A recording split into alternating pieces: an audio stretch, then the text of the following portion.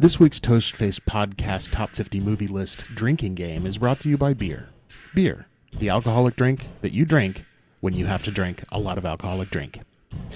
This week, our drinking game is for you to take a drink each and every time Topher or Monica laughs. That's right.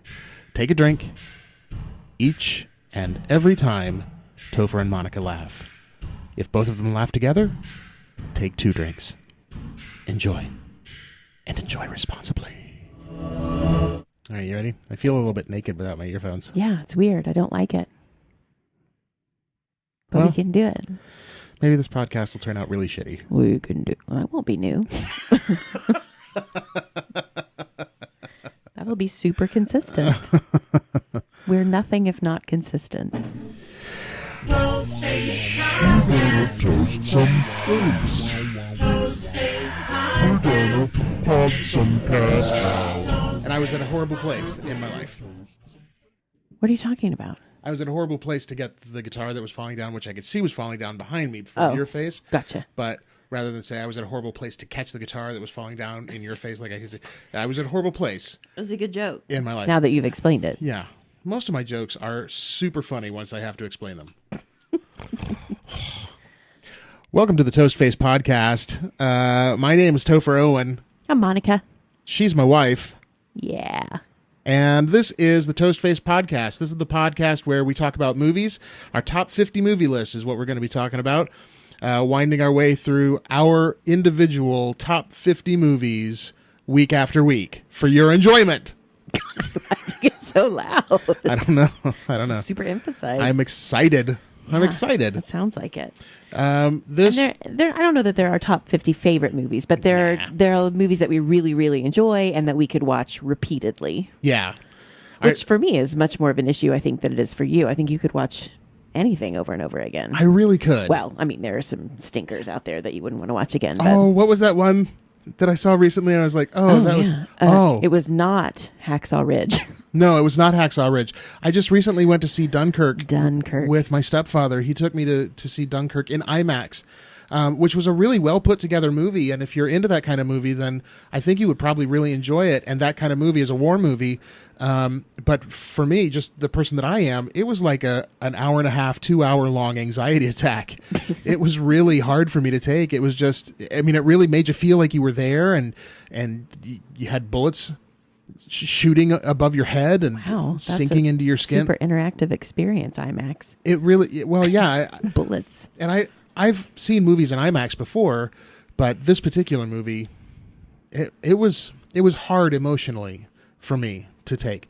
And I'm gonna go ahead and say it that I think that Dunkirk is probably going to be nominated for an Academy Award for Best Picture. Whatever. It really was quite a good film, but just for me personally, it was hard to sit through. So that kind of movie where I have an anxiety attack every time I watch it, it's not going to be on my top 50 movie list for this particular podcast. Right. This is something you want to watch over and over. Yeah, this is I think I'm listing it as top 50 gotta sees.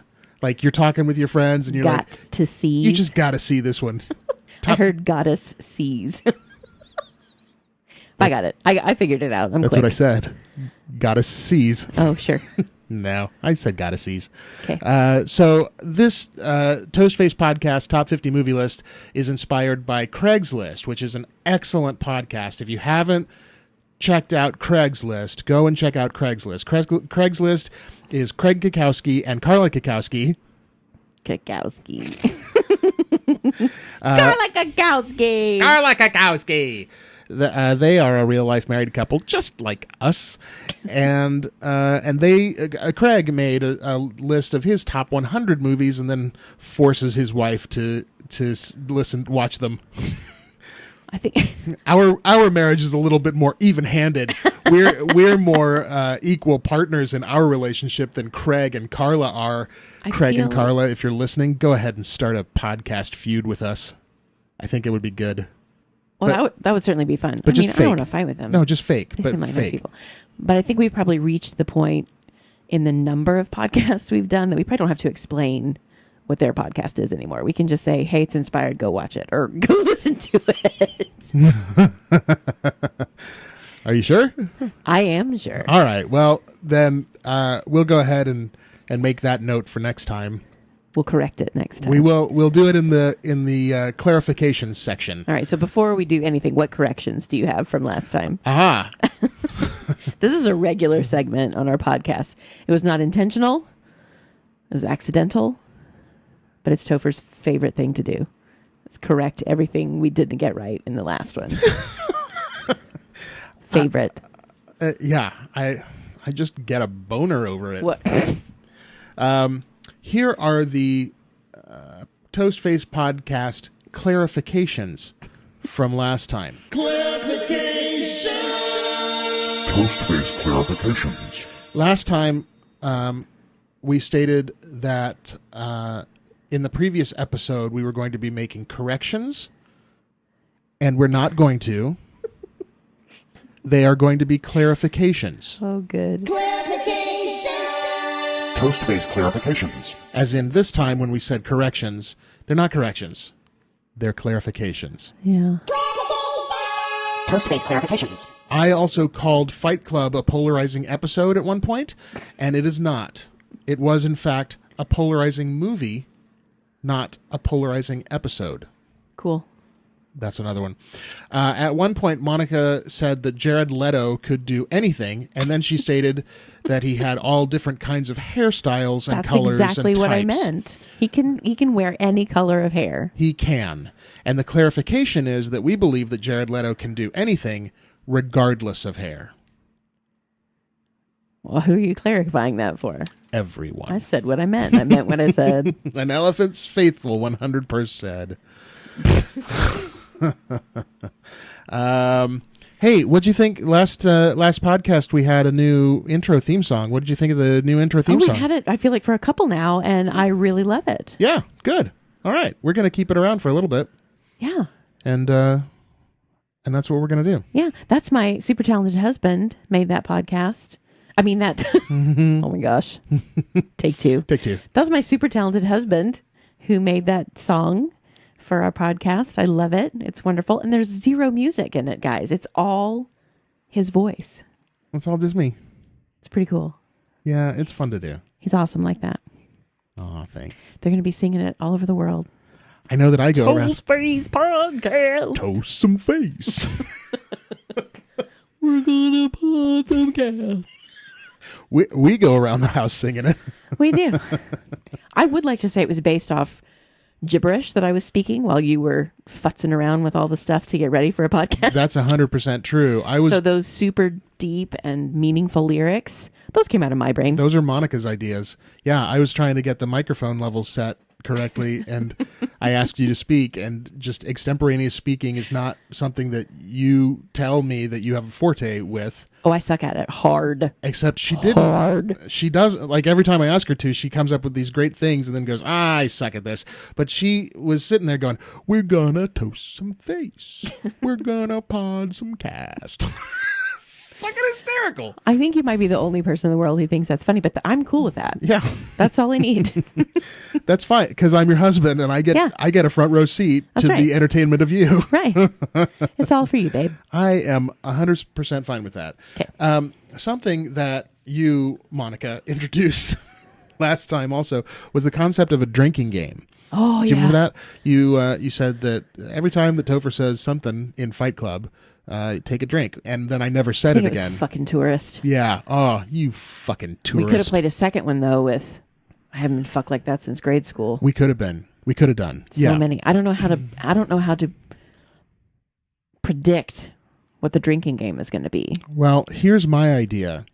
We're not going to predict what the drinking game is. I put these podcasts together after we're done. So we sit down and we record them, and then I put them together afterwards with all the music and etc. What I'm going to do is, I think, if you're good with this, I'm going to introduce at the beginning what the drinking game is. Oh, after you've listened to everything. Okay. After I've listened to what we actually say. That's cool. That's great. And then we can play it too. Yeah, absolutely. So it's going to be unbeknownst to us in the moment Unbeknownst. what the drinking game is. But you guys have already heard it because it will have come along already. Okay. So what did we watch for this week? This week was... This was your number 49? This was my number 49. And it was The Men Who Stare at Goats. Those men, they be staring at goats, yo. I chose this movie. I'm not sure why I chose this movie. I think ultimately I chose this movie because of the story, the plot. As we've been thinking about movies, I think I'm a sucker for movies where somebody does something that is commonly believed can't be done. Yes. Where it's a person who overcomes something and then either ends up victorious or not. It doesn't really matter, but if they try, then I'm a sucker for that. Yeah. Oh, wait. Did I mention there are going to be spoilers? There are going to be spoilers, y'all. They know. That's another thing I don't think we have to mention anymore. Oh, I'm going to mention that every time because just in case somebody drops into the middle, I want you to know we're going to talk about. Dumb. Don't treat him dumb. I'm not. I'm just trying to let them know what we're going to do. We're going to talk about the movie like you've seen it, so there are going to be spoilers. Yeah, there are. All right. I also think you're a sucker for superpowers Definitely. of all levels. Definitely. And so anytime there's any of that going on, you really want to do that. And this one in particular, I feel like hit a specific sweet spot for you it was kind of telekinesis and mind reading and things like that. And those are specific powers you would really like to possess. I really, really would. Yeah. So I think that's probably why I selected this movie to be on this list. Yeah. And thinking about it now, I probably would put The Witch higher up on the list and have demoted The Men Who Stare at Goats because So you would have just switched their place. Well, the Witch would have gone way higher. The Witch might have gone higher. Oh, okay. The Witch is just a really good movie. Men would have been 50. Yeah, if it's even on the list at all. 50. Because watching it again, it's still a good movie. I still enjoyed it and had fun. But watching it again, I had a difficult time not falling asleep.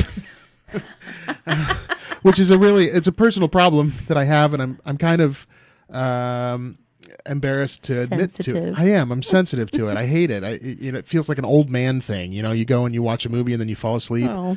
And see, I don't want to be an old man. No, I'm just and I want to be even into my 70s, 80s, 90s, however old it is my 50s. I want to be that guy who's young at heart.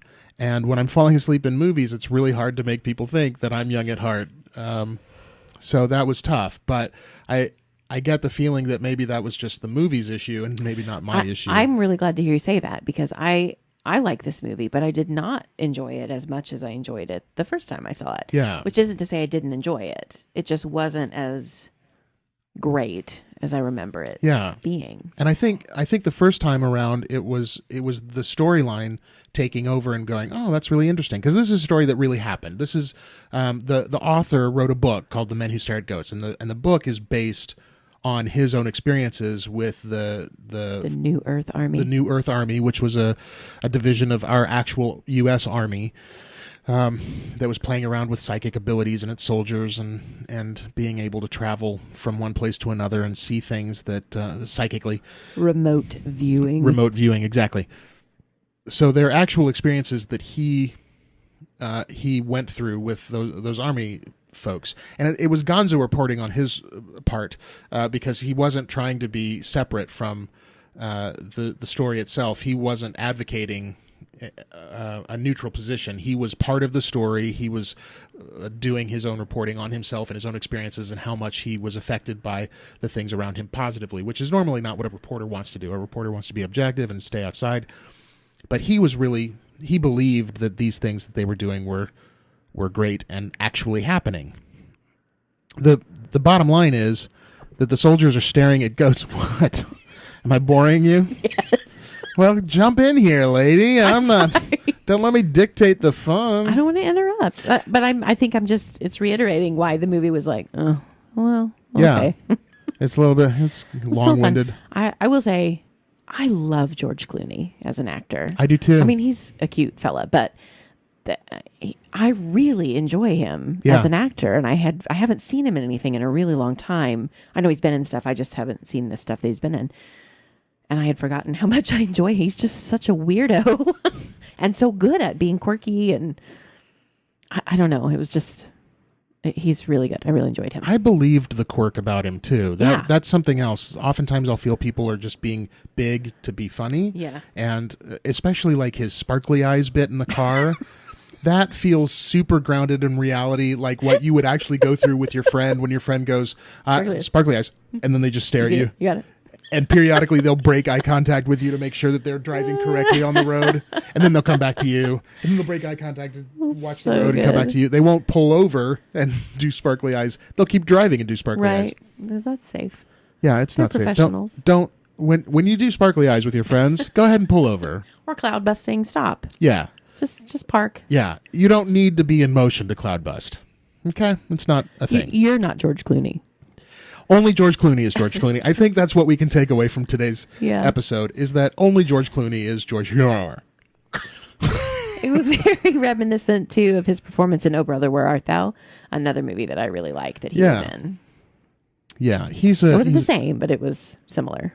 the cast in this also is very charismatic. Jeff Bridges and Kevin Spacey and Stephen Lang and Stephen Root. Kevin Spacey was such a dick. He was kind of a jerk. I don't like it when he plays that character. I He's don't doing that either. a lot now, and Yeah. I don't enjoy that. I still find him charismatic, though. Who did you say? Root? Who's that? Stephen Root.